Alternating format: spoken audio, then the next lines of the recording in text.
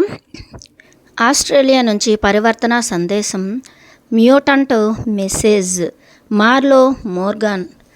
7వ పాఠం. సాంఘిక భద్రత. క్రిందటి సాయంత్రం మేం వాడి చెల్లాచెదురుగా పడేసిన వస్తువులను ఏరుతున్న శబ్దానికి సూర్యోదయానికి ముందే మెలకువ వచ్చింది నాకు. పగటి ఎండ ముదురుతోంది కనుక చల్లగా ఉండే ఉదయాలలోనే నడుద్దాం అని, తరువాత విశ్రాంతి తీసుకుని ప్రయాణాన్ని రాత్రిపూట కొనసాగిద్దాం అని చెప్పారు.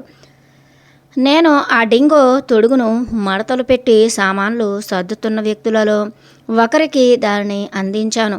ఇవి పట్టుకెళ్ళడానికి కూడా చాలా ఉండటమే కాక చాలా ఎండగా ఉన్నప్పుడు కూడా నీడని ఇస్తున్నాయి, గొడుగులా ఉపయోగపడుతున్నాయి. చాలా జంతువులకు తట్టుకోలేని తీవ్రమైన ఎండ ఉండదు. బల్లులు, సాలీళ్ళు, మరి ఈగల వంటివి 100 డిగ్రీల కంటే పైన కూడా ఉండగలవు. బాగా ఎండలో ఉన్నప్పుడు పాములు కూడా తాము పాతి పెట్టుకుని ఉంటాయి, లేకపోతే పొడిబారిపోయి చనిపోతాయి. ఒక్కోసారి మన శబ్దం విని ఆ ఇసుక నేల అడుగు నుంచి ఆ తరంగాన్ని పట్టుకోవటానికి తల మాత్రమే ఎత్తి చూస్తాయి. అప్పుడు వాటిని కనుక్కోవటం కష్టం. నా అదృష్టం ఏమిటంటే ఆస్ట్రేలియాలో 200 రకాల పాములు ఉన్నాయని, వాటిలో 70 రకాల విషసర్పాలని నాకు తెలియకపోవటం. ఆదిమవాసులకు ప్రకృతిలో గల గణనీయమైన సంబంధాన్ని ఆ రోజు నేను తెలుసుకున్నాను. మా నడక ప్రారంభించే ముందు మేం అర్ధచంద్రాకారంలో అందరం తూర్పు దిక్కుకు తిరిగి నిల్చున్నాం. ఆ తెగ నాయకుడు మధ్యలోకి వచ్చి మంత్రోచ్చారణ మొదలుపెట్టాడు. ప్రతి ఒక్కళ్ళు చేతులతో చప్పట్లు చరుస్తూ కాళ్ళు లయబద్ధంగా కదుపుతూ తొడలు చరుచకుండా మొత్తం ఒక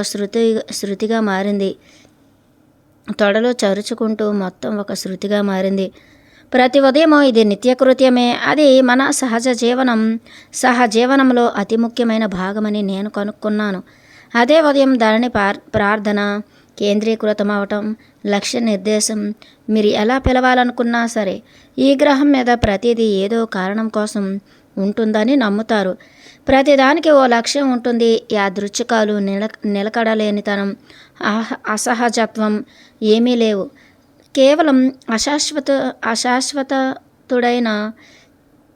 అశాశ్వతుడైన మానవుడి అపార్థాలు, ఇంకా విప్పబడని రహస్యాలు మాత్రమే ఉన్నాయి.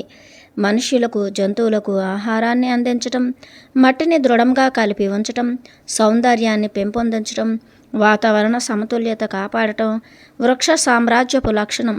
మొక్కలు, వృక్షాలు మనుష్యుల కోసం నిశ్శబ్ద గానం చేస్తూ ఉంటాయని, ప్రతిగా మనం కూడా వాటి కోసం పాడాలని కోరుతాయని చెప్పారు. నా శాస్త్రీయ దృక్పథం దీనిని ప్రకృతి యొక్క ఆక్సిజన్, కార్బన్ డయాక్సైడ్ల మార్పిడి అని అర్థం చేసుకుంది. జంతు సామ్రాజ్యపు ప్రధాన లక్ష్యం మానవులకు ఆహారం ఇవ్వటం కాదు, కాకపోతే అవసరమైనప్పుడు ఆహారంగా మారటానికి అవి అంగీకరిస్తాయి. అవి వాతావరణాన్ని సమత్వంతో ఉంచుతూ సహచరులుగా, బోధకులుగా ఉండటం లాంటివి కొన్ని ఉదాహరణ. అందుకే ప్రతిరోజు మన కళ్ళ ముందే మొక్కలకు, వృక్ష ఫలాలకు ఆలోచన కానీ సందేశాన్ని కానీ పంపిస్తారు. మేం నీ మార్గంలో నడుస్తున్నాం, మేము ఉనికి కోసం నీ లక్ష్యాన్ని గౌరవించడానికి వస్తున్నాం అని చెబుతారు. ఎవరిని ఎంచుకోవాలా అనే ప్రయత్నం చేయటం మొక్కలు, ఫలాల పని.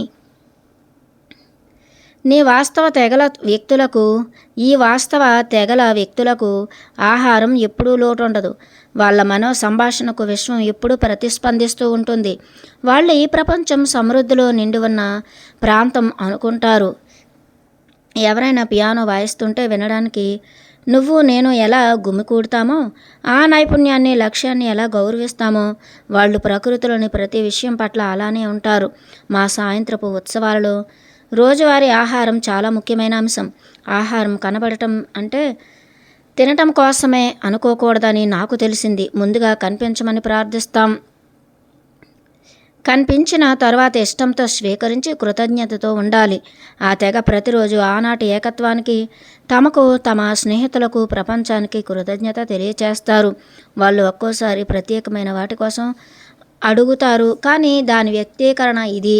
ఇది నా ఉన్నతి కోసము, ప్రతి చోట ఉన్న జీవపు అత్యున్నతి కోసము మాత్రమే అని వ్యక్తీకరణ అని అడుగుతారు. ఉదయం అర్ధచంద్రాకారంతో కూడిన తర్వాత ఊటాతో నన్ను తిరిగి జీపు దగ్గరకు తీసుకువెళ్ళవలసిన సమయం వచ్చిందని గుర్తు చేయటానికి ప్రయత్నించాను. కానీ అది కనుచూపు కానీ అది కనుచూపు మేరలో ఫలించేటట్లు అనిపించలేదు. చివరకు సరే, ఇంకో రోజు భరిద్దామనుకున్నాను.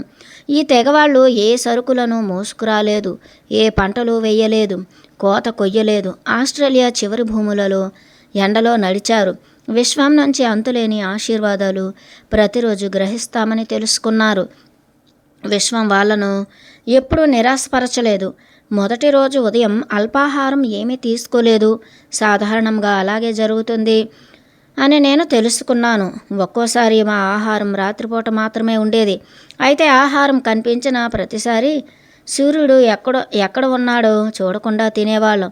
చాలాసార్లు మాకు అలవాటైనట్లు సంపూర్ణంగా కాక ఎక్కడో ముద్ద అక్కడో ముద్ద తినేవాళ్ళం.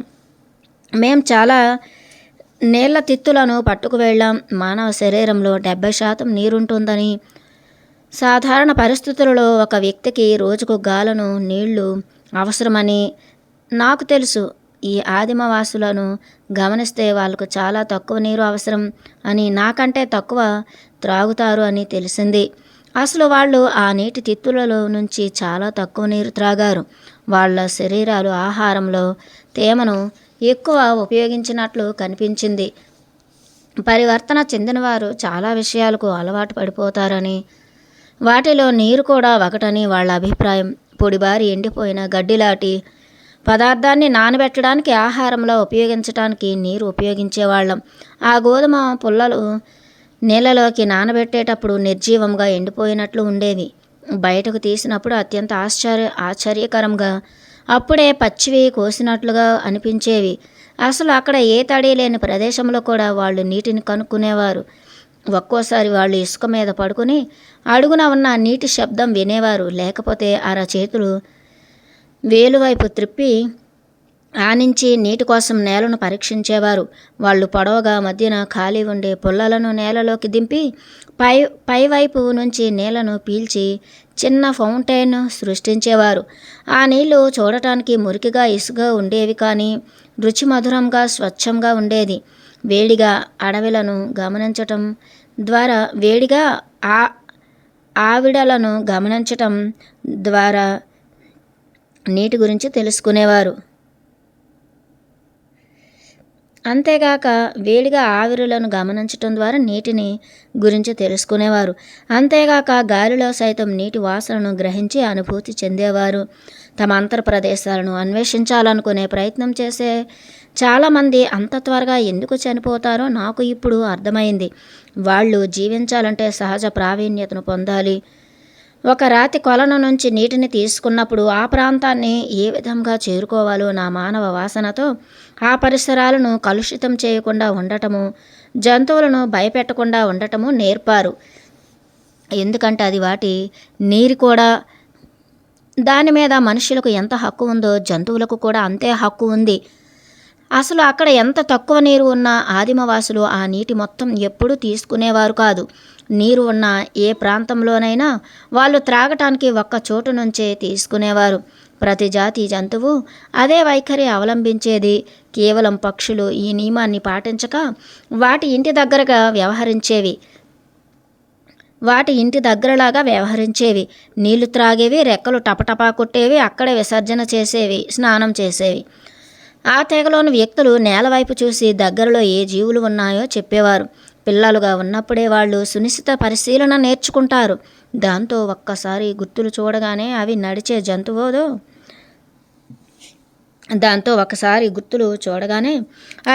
జంతువుదో పాకే జంతువుదో ఎగిరే జంతువుదో గుర్తుపడతారు. వాళ్ళు పరస్పరం కాలి గుర్తులు చూడటానికి ఎంత అలవాటు పడతారంటే, కాలి గుర్తు చూడగానే అది ఎవరిదో చెప్పటమే కాక ఆ నడకలో అడుగుల మధ్య దూరాన్ని బట్టి ఆ వ్యక్తి ఆరోగ్యంగా ఉన్నాడా లేక అనారోగ్యంతో నెమ్మదిగా నడుస్తున్నాడా అని చెప్పగలరు. కాలి గుర్తులో చిన్న మార్పు కూడా ఆ నడిచే వ్యక్తి గమ్యాన్ని దాదాపుగా వాళ్లకు తెలియచేస్తుంది. మిగతా సంస్కృతులలో పెరిగే వ్యక్తుల కంటే పరిమితులను అధిగమించి వాళ్ళు ఒక విషయాన్ని దర్శించగలుగుతారు. వాళ్ళ దృశ్య, శ్రవణ, ఘ్రాణేంద్రియాలు అత్యున్నత మానవ స్థాయిలో ఉంటాయి. మనం ఇసుక మీద చూసే దానికంటే కాలి గుర్తుల తరంగాలు ఇంకా చాలా విషయాలు చెబుతాయి.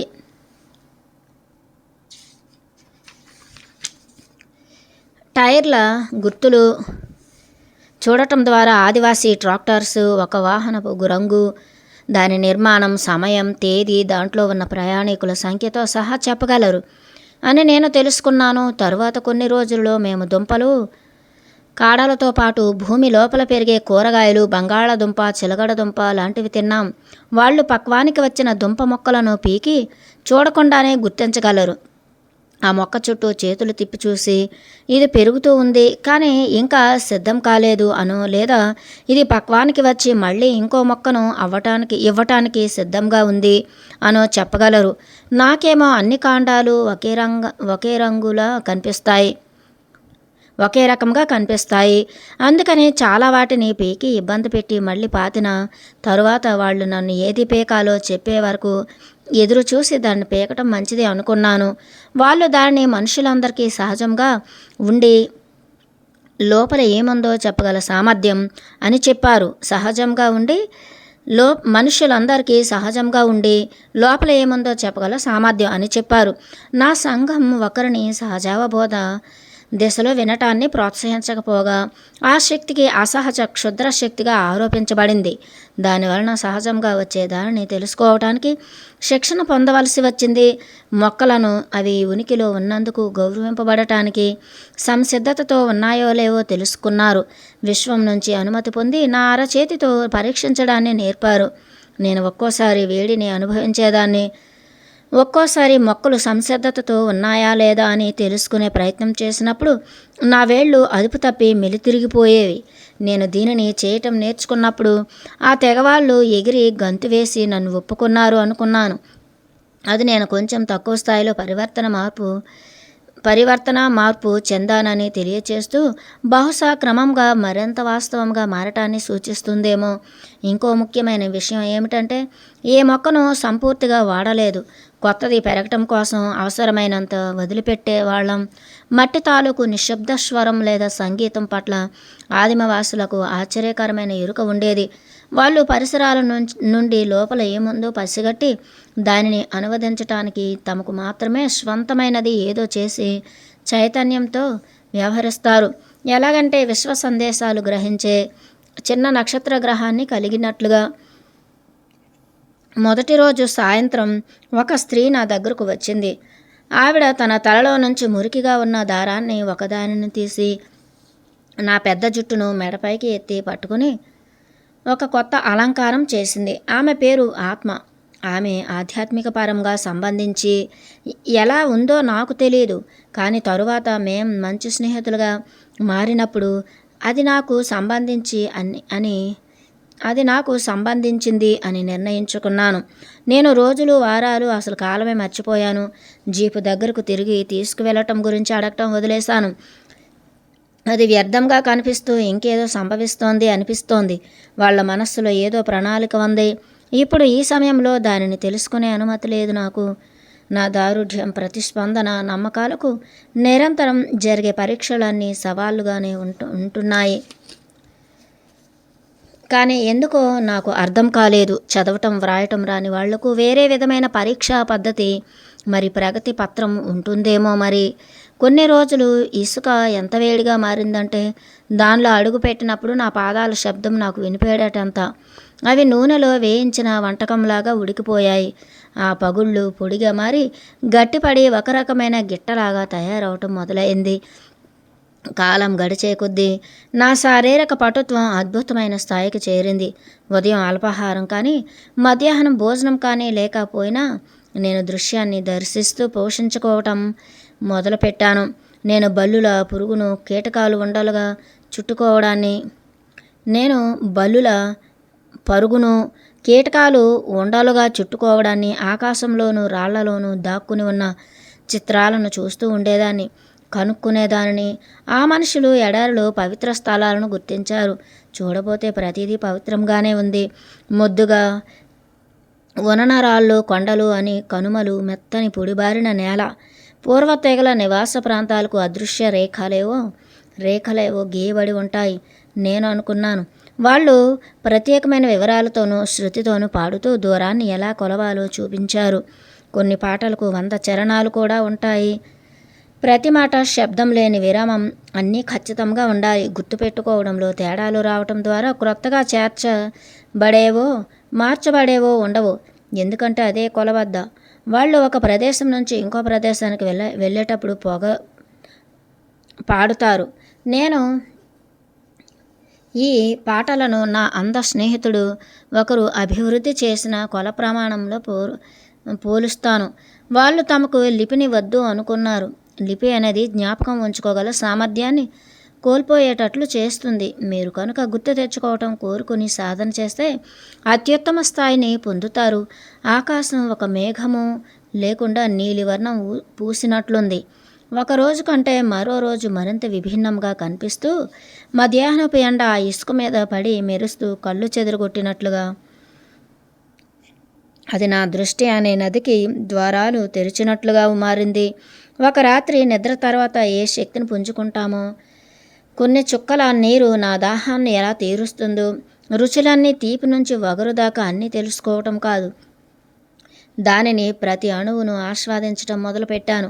నా జీవితం అంతా ఉద్యోగ భద్రత, ద్రవ్యోల్బణం ఉన్నప్పుడు కూడా హాయిగా ఉండే మార్గాలు, కొంత స్థలం కొనుక్కోవటం, ఉద్యోగ విరమణ తర్వాత జీవితం కోసం కొంత దాచుకోవటం, వీటితోనే గడిపాను. ఇక్కడ ఒకే ఒక భద్రత, ఎప్పటికీ తప్పని సూర్యోదయము, సూర్యాస్తమయమే. ప్రపంచంలో అత్యంత అభద్రత కలిగిన తెగలు అంటే నా స్థాయి ప్రకారం అల్సరు లేదు, రక్తపోటు లేదు, గుండెకు సంబంధించిన వ్యాధులు లేవు. అసలు ఇది ఎంత ఆశ్చర్యకరం! సరిక్రొత్త దృష్టితో జీవిత సౌందర్యాన్ని, ఏకత్వాన్ని దర్శించటం మొదలుపెట్టాను. పాముల పుట్ట బహుశా 200 ఉన్నాయేమో. ప్రతిదీ నా బొటనవేలు చుట్టుకొలత అంత ఉందేమో. బయటకు లోపలకు అల్లుకుని ఉంది ఒక కుప్పి పైన. అంతకుముందెప్పుడు నాకు పాములంటే ద్వేషం. ఇప్పుడు నాకు అవి సృష్టి సమత్వానికి అవసరమైన వాటిలాగాను, ఇలా సామూహిక ప్రయాణాలు చేసేవారికి కూడా అవసరమైన వాటిలాగాను, అసలు ఒప్పుకోవటానికే కష్టమైన ఆ జీవులు కళల్లోనూ మతంలోనూ అనుసంధించబడటం కూడా అర్థమైంది. నెలలు గడిచే కొద్దీ వాతావరణంలో తీవ్రమైన తేడాలను అనుభవించాం. మొదటి రోజు రాత్రి నాకు ఇవ్వబడిన ఆ జంతు చర్మాన్ని దిండుగా ఉపయోగించాను. కానీ రాత్రిళ్ళు చలి పెరిగే కొద్దీ అనేది దుప్పటిగా మారింది. చాలామంది మనుషులు ఆ కటిక నేల మీద ఇంకొకరి చేతులలో ఒదిగిపోయి పడుకునేవారు. వాళ్ళు ప్రక్కనే ఉన్న మంట నుంచి వచ్చే వేడి కంటే ఇంకొక శరీరం నుంచి వచ్చి నులివెచ్చని హాయిని ఆస్వాదించేవారు. బాగా చలిగా ఉన్న రాత్రులు ఎక్కువ మంట వేసేవారు. గతంలో వాళ్ళు మచ్చిక చేసిన వేట కుక్కలతో పాటు ప్రయాణించేవాళ్ళు. అవి వేటలో సహాయం చేసేవి, సహచరులుగా ఉండేవి, చలి రాత్రులలో వేడిని ఇచ్చేవి. అందుకే 3 కుక్కల రాత్రి అనే పదం వాడుకలోనికి వచ్చింది. అనేక సాయంత్రాలు మేము ఒకే వలయంలో నేల మీద పడుకునేవాళ్ళం. అది మేము కప్పుకునే దుప్పటిని ఎక్కువ ఉపయోగించటానికి, శరీరపు వేడి కలిసి ఉష్ణోగ్రత నిలిపి ఉంచటానికి బాగా తోడ్పడేది.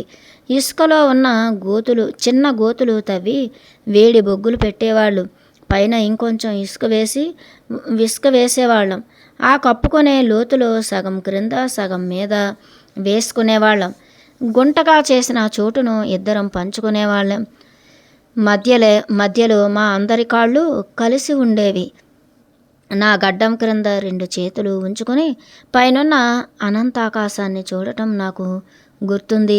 నా చుట్టూ ఉన్న ఈ అద్భుతమైన స్వచ్ఛమైన అమాయక ప్రేమ నిండిన మనుష్యుల సారం నేను అనుభూతి చెందాను. ఈ వలయంలో పడుకున్న ఆత్మలు 2 శరీరాలు చుట్టుకోవటం, ఆ ప్రక్కనే ఉన్న మంట, ఇదంతా పైన విశ్వం నుండే చూస్తే విశ్వం నుండి చూస్తే అద్భుతమైన దృశ్యంలా కనిపిస్తుంది. వాళ్ళ బొటన వ్రేళ్ళు మాత్రమే కలిసి ఉన్నట్లు కనిపిస్తుంది, కానీ వాళ్ళ చైతన్యం మానవ జాతి యొక్క విశ్వ చైతన్యాన్ని నిరంతరం ఏ విధంగా స్పృశిస్తూ ఉందో నేను రోజు రోజుకు తెలుసుకోగలుగుతున్నాను. నేను మ్యూటెంట్ను అని వాళ్ళు అంత నిజాయితీగా ఎలా భావించారో నేను తెలుసుకోగలుగుతున్నాను. అంతేకాదు, ఎరుక పొందడం కోసం నాకు ఇవ్వబడిన ఈ అవకాశం పట్ల నేను ఎంతో వినమ్రతతోనూ కృతజ్ఞతతోనూ చిత్తశుద్ధితోనూ ఉన్నాను.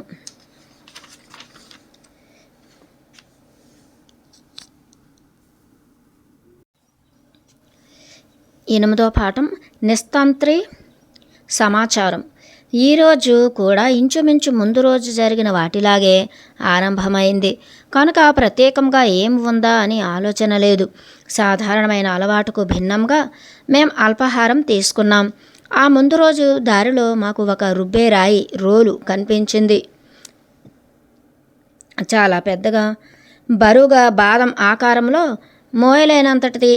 ఎవరైనా ప్రయాణికులు దగ్గర అదృష్టవశాత్తు గింజలు ఉంటే పొడి చేసుకోవటం కోసం వదిలిపెట్టినట్లు ఉంది పెట్టబడినట్లు ఉంది. స్త్రీలు ఆ కాండాలన్నింటినీ మెత్తగా చేసి ఉప్పు గడ్డతోనూ చదునైన మొక్కల్లా తయారైన నీటితోనూ గడ్డకట్టిన నీటితోనూ తడిపారు. పాన్ కేకుల్లా తయారయ్యాయి అవి. ఉదయపు ప్రార్థనలో మేమందరము తూర్పు వైపు తిరిగి మేం పొందిన ఆశీర్వాదాలన్నింటికీ కృతజ్ఞతలు తెలిపాం. ఆహార సామ్రాజ్యానికి మా నిత్య సందేశాన్ని పంపాం. యువకులలో ఒకరు కేంద్రం వైపు తిరిగాడు. ఆ సమయంలో ఒక ప్రత్యేకమైన పని అతనికి అప్పగించబడిందని వివరించాడు నాకు. అతను మా సమూహాన్ని త్వరగా విడిచిపెట్టి ముందుకు పరిగెట్టాడు.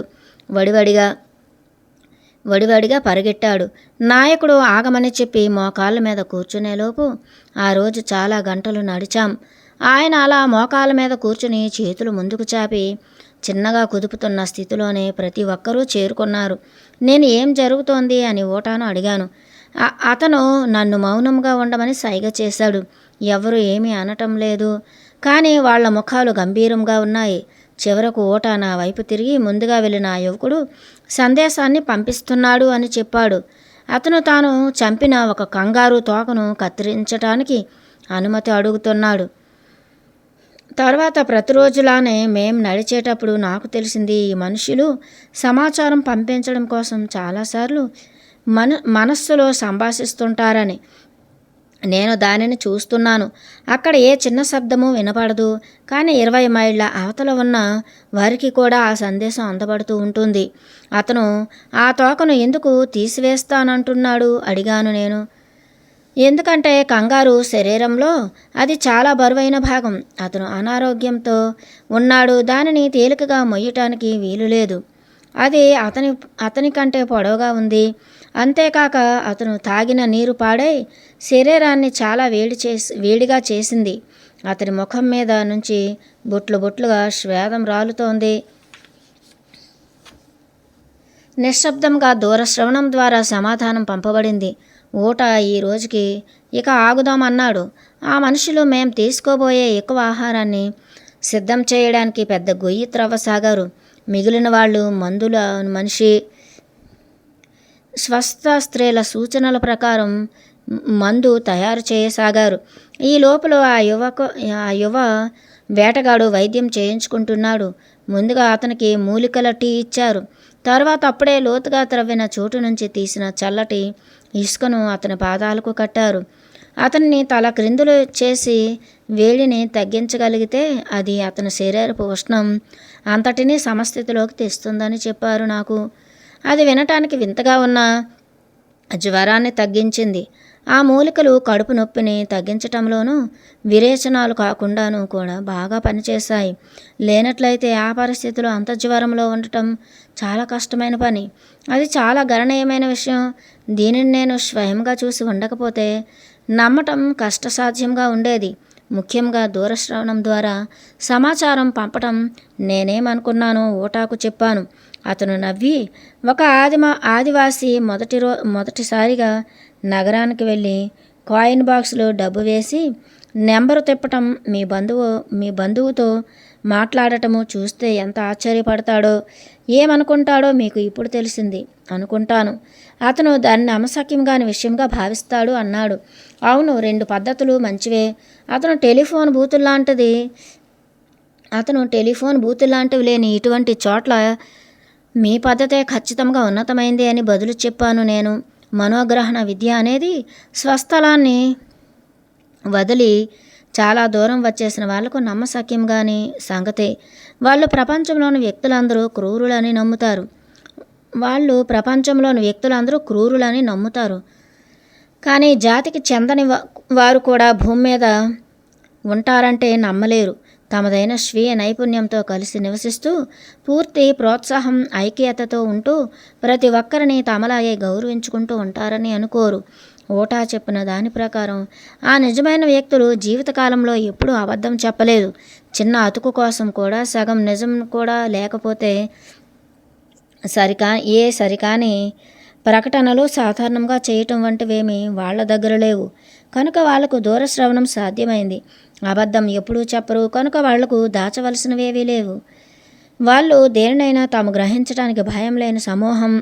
అంతేకాదు, తమకు తెలిసిన సమాచారం ఇతరులకు చెప్పడానికి ఏ సంకోచమూ లేనివారు.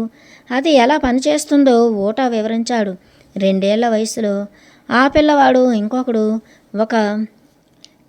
ఒక బొమ్మతో ఆడుకోవడం చూశాడనుకోండి. అంటే చిన్న రాయికి తాడు కట్టి లాగటం. వాడు ఇంకొకరి బొమ్మను తీసుకోవటానికి వెళ్తే పెద్దవాళ్ల కళ్ళన్నీ అతని వైపే తిరగటం అనుభవిస్తాడు. తాను అనుమతి పొందకుండా తీసుకోవాలనుకోవటం తెలిసిపోయిందని, అది ఒప్పుకోబడేది కాదని అతని ఆంతర్యంలో తెలుసుకుంటాడు. ఆ రెండో పిల్లవాడు పంచుకోవటము, వస్తువులకు అతుక్కుని ఉండటము నేర్చుకుంటాడు. పిల్లవాడు వినోదం తాలూకు ఆహ్లాదాన్ని అనుభవించి జ్ఞాపకాలలో పదిలపరుచుకొని ఉంటాడు. ఇక్కడ కావాల్సింది వస్తువు కాదు, ఆనందానుభూతి. మనోశ్రవణం మనుష్యులు సమాచారం పంపుకోవటానికి తయారు చేయబడింది. భిన్న భాషలు, రకరకాల అక్షరాలు అన్నీ వదిలివేయబడతాయి. మనుష్యులు కానీ దూర శ్రవణాన్ని ఉపయోగిస్తే కానీ తాము పనిచేసే సంస్థ నుంచి దొంగిలించేవారు, పన్నుల విషయంలో మోసం చేసేవాళ్ళు, సంబంధాలు పెట్టుకునేవాళ్ళు ఉన్న నా ప్రపంచంలో ఇది సాధ్యం కాదు. హృదయాన్ని తెరచి ఉండటం అనే విషయంపై మా మనుషులు ఎప్పుడూ నిలబడరు. అక్కడ తీవ్రమైన వంచన, అతి కపటం, గాఢమైన చేదు దాచాలి. కానీ నాకు సంబంధించినంతవరకు నాకు కీడు చేశారు అని వ్యక్తిగతంగా తెలిసిన వాళ్ళను కూడా నేను ఎప్పుడూ క్షమిస్తానా? నాకు నేను చేసుకున్న అన్నింటికీ నన్ను నేను క్షమించుకోగలనా? ఏదో ఒకరోజు నేను నా మనసును ఈ ఆదిమవాసులులాగా పరచి నా లక్ష్యాలను బహిర్గతం చేసి పరీక్షించగలనని ఆశపడుతున్నాను. ఈ వాస్తవమైన మనుషులు కంఠస్వరం అనేది మాట్లాడడానికే నిర్మించబడింది అని అనుకోరు. దానిని నువ్వు నీ హృదయం తల కేంద్రంలో చేయవచ్చు అనుకోరు. దానిని నువ్వు నీ హృదయం లేదా తల కేంద్రంలో చేయవచ్చు. స్వరం కనుక మాట్లాడడానికి ఉపయోగిస్తే అనవసరమైన అతి చిన్న తక్కువ ఆధ్యాత్మికత ఉన్న సంభాషణలలో ఇరుక్కుంటాం. స్వరం పాడటం కోసము, ఉత్సవం కోసము, స్వస్థత కోసము తయారు చేయబడింది. ప్రతి ఒక్కరిలోనూ అనేక నైపుణ్యాలు ఉన్నాయి అని, అందరూ పాడగలరని వాళ్ళు నాతో చెప్పారు. నేను కనుక పాడలేను అనుకుని ఆ బహుమతిని గౌరవించకపోతే అది నాలోని గాయకుని కుంచింపచేస్తుంది. అది నాలోని గాయనిని కుంచింపచేస్తుంది. మా తర్వాత ప్రయాణంలో వాళ్ళు నా మనో సంభాషణను అభివృద్ధి చేయటం కోసం నాతో పనిచేసినప్పుడు నా మనస్సులోనూ తలలోనూ దాచుకోవలసిన విషయం ఉంది అనుకున్నంత వరకు అది పనిచేయదని నేను తెలుసుకున్నాను. నేను ప్రతి విషయంతోనూ ప్రశాంతతతో ఉండాలి. నన్ను నేను క్షమించుకోవటం నేను నేర్చుకోవాలి. తీర్పులు చెప్పకపోవటం గతం నుంచి నేర్చుకోవటం అభ్యసించాలి. ఒప్పుకోలు, నిజాయితీ, స్వీయ ప్రేమ ఎంత ముఖ్యమైనవో వారు నాకు చెప్పారు. దీనివలన నేను మిగిలిన వారితో అదే విధంగా వ్యవహరించగలుగుతాను. మనందరికీ ఇది ఒక అద్భుతమైన సందేశం. దీని ద్వారా వెలుగు చూసిన సత్యాలకు, ఆధ్యాత్మిక పాఠాలకు నేను ముగ్ధుడినైనాను. మీరు కూడా చదివి ఆచరించి అందరితో ఆచరింపచేయండి. వ్యాన్ డయర్ అతి ప్రాచీన సంస్కృతితో కూడిన ఆదిమవాసీలతో సహజీవనం చేసి అద్భుతమైన నిగూఢ రహస్యాలను ఛేదించిన ఒక ధీర వనిత యథార్థ కథనాలకు ఇచ్చిన అద్భుత రూపమే ఈ పరివర్తన సందేశం. ప్రకృతితో మమేకం చేయించడం ద్వారా నవీన యుగాన్ని పునరుజ్జీవింపచేయగలిగే స్వీయ ప్రజ్ఞను, మార్గదర్శకత్వాన్ని వెలికి తీయగల అద్భుత సందేశాలతో కూడిన సంకలనం. Elizabeth Kubler Ross.